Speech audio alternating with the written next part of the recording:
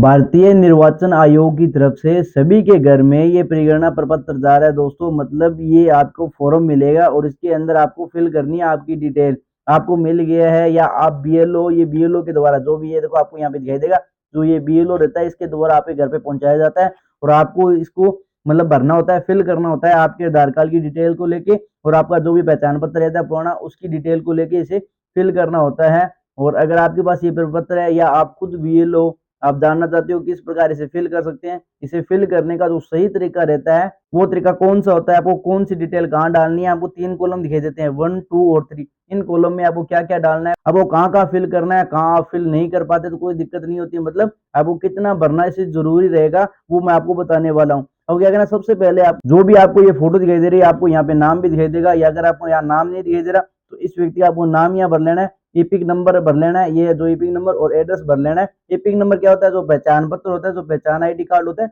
उस पर लिखा होता है ईपिक नंबर ऊपर, ठीक है, फोटो के ऊपर, वो आपको यहाँ फिल कर लेना है। तो इसका आपके पास आधार कार्ड होना चाहिए और पहचान पत्र, दो चीज आप पास में रख लो, उसे देख के आपको डिटेल भरनी है, फिल करनी है, ठीक है। सबसे पहले आपको यहाँ पे डेट ऑफ बर्थ डालनी है, इस व्यक्ति की जिसका ये आप फॉर्म ले रखा है उसकी आपको डेट ऑफ बर्थ डाल लेनी है, ठीक है। डेट ऑफ बर्थ डालने के बाद आपको यहाँ देखो आधार संख्या, जो भी इस व्यक्ति का आधार कार्ड है उसके आधार कार्ड के नंबर फिल कर लें यहाँ पे, फिर उसके बाद में इसका मोबाइल नंबर फिल कर दें। 3 चीज तो आपकी हो गई साधारण, ये चीज आपको फिल कर लेनी है। उसके बाद में आपको अभिभावक का नाम लिख लेना है, इसके पिता का नाम,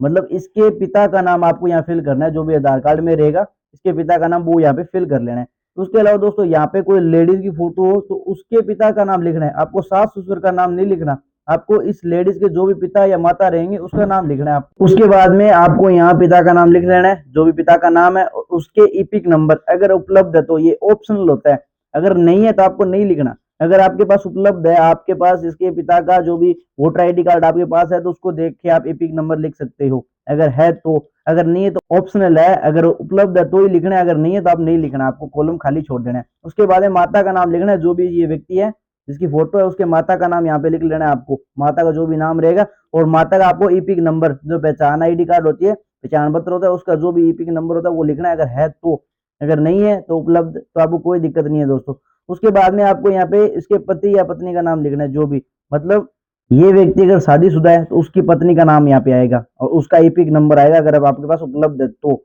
अगर नहीं है तो आपको यहाँ कुछ नहीं डालना, कॉलम खाली आपको छोड़ देनी है, ठीक है। अगर यहाँ पे लेडीज की फोटो है, अगर वो शादीशुदा है तो उसके पति का नाम आएगा, यहाँ पे उसका ईपिक नंबर आएगा, अगर आपके पास उपलब्ध है तो। दोस्तों ये ऑप्शनल होता है, अगर आपके पास है तो ठीक है, अगर नहीं है तो नहीं भरना। उसके अलावा अगर हम बात करें दोस्तों तो आपका एक कॉलम फिल हो गया पूरा, एक कॉलम आपने सही तरीके से भर लिया होगा। अब आपका आता है नेक्स्ट कॉलम,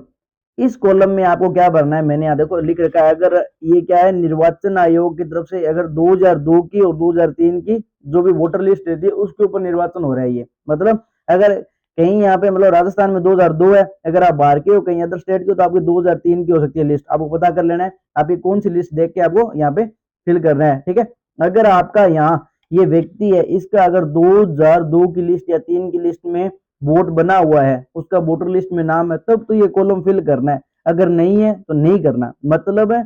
2002 में इसका अगर वोट बना हुआ है पहले से, 2002 में इसका निर्वाचन जो भी लिस्ट रहती है उसके अंदर नाम है 2002 में, तो आपको यहाँ पे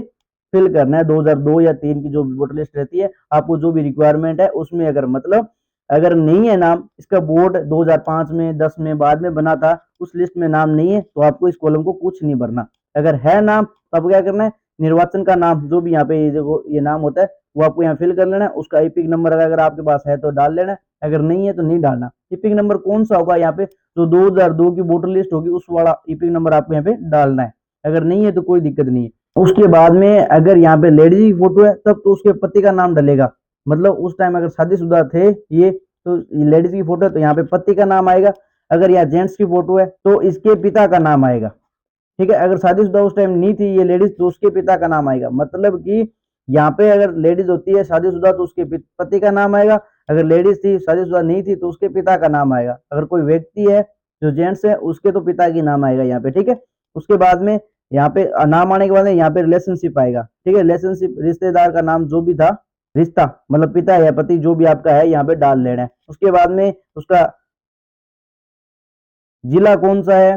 जिला डाल लेना है, उसके बाद में जो भी उसका राज्य रहेगा और उसके बाद में जो भी उसकी विधानसभा रहेगी, जो भी विधानसभा है आपको यहाँ दिखाई देगी, विधानसभा, राज्य, पूरी डिटेल आपको यहाँ दिखाई देगी। अगर आपके पास यहाँ नहीं है, ये कॉलम खाली है, तो आप 2002 की वोटर लिस्ट के हिसाब से इसको भर सकते हो, उसमें लिखा होगा। उसके बाद में आपको विधानसभा वोटर लिस्ट के ऊपर आपको यहाँ क्रमांक संख्या होगी वो डालनी है, भाग संख्या डालनी है और क्रमांक संख्या कितने पे आपका नाम है, कौन से नंबर पे नाम है, वो आपको यहाँ पे फिल करना है। अगर यहाँ पे फिल नहीं कर सकते तो आप बीएलओ के द्वारा फिल करवा सकते हो, उसके पास ये निर्वाचन जो भी वोटर लिस्ट रहती है 2002 की 3 की, वो उसके पास होगी। उसके बाद में अगर हम बात करें, ये वाला अगर आपके 2002 में नाम नहीं था,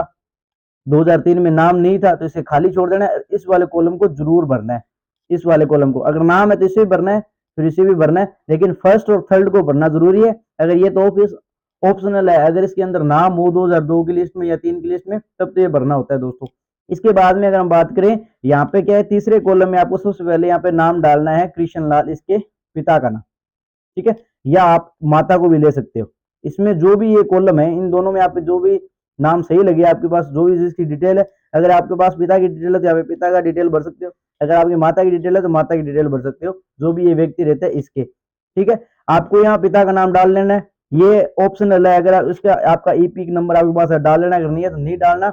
उसके बाद में दोस्तों आपको यहाँ पे डालना है उसके पिता का नाम, इसके मतलब आपके जो पिता है उसके पिता का नाम, आपके दादा का नाम आएगा यहाँ पे, आपके यहाँ पे दादा का नाम आएगा, ठीक है, आपके दादा का नाम डाल लेना है यहाँ पे। तो आपके दादा का नाम जो भी रहेगा डाल लेना है, उसके यहाँ पे रिलेशनशिप में मतलब रिश्ते में आपको यहाँ लिखना है पिता, ठीक है, क्योंकि ये इसके पिता है। उसके बाद में आपको यहाँ जिला डाल लेना है, जो भी जिला रहेगा। उसके बाद में आपको यहाँ राज्य का नाम डाल लेना है और यहाँ पे